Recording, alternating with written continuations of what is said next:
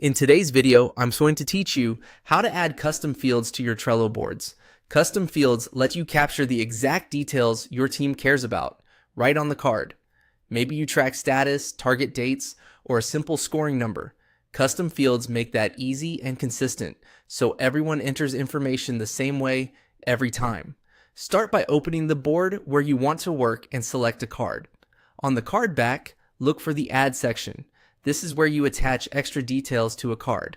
Click Add, then choose Custom Fields to open the Custom Fields panel for this card and board.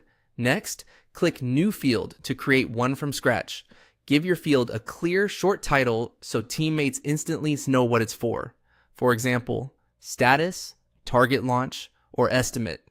Consistent naming helps when you filter, search, or build reports later, and it keeps your board tidy and readable.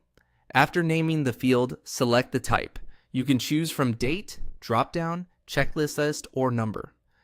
Pick the format that matches the kind of information you want to capture. Dates are perfect for milestones and deadlines. Dropdowns keep values standardized so people don't invent their own labels. A checklist or simple checkbox is great for quick completion tracking, and numbers are ideal for scores, budgets, or capacity estimates you might add up or sort. To show you an example, select Dropdown, then add your options. These are the values teammates will pick from. Keep them short and mutually exclusive, like To Do, In Progress, or Done. Press Add after each option to include it in the list. You can add as many as you need right now and refine the wording so it's crystal clear to your team. When you're happy with the configuration, click Create to save the field. The new custom field now appears on the card, ready for input. Because custom fields are board level, the same field will be available on other cards in this board, which keeps data consistent across your workflow and makes it easier to scan lists at a glance.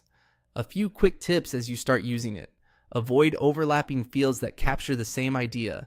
Use dropdowns whenever you need standardized values, and reserve numbers for data you might total or sort. Clear, shared conventions make your board easier to manage and report on.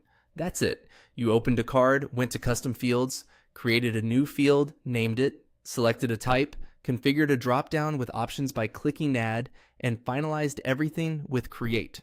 You're now set to capture the right details, the right way, every time you use this board.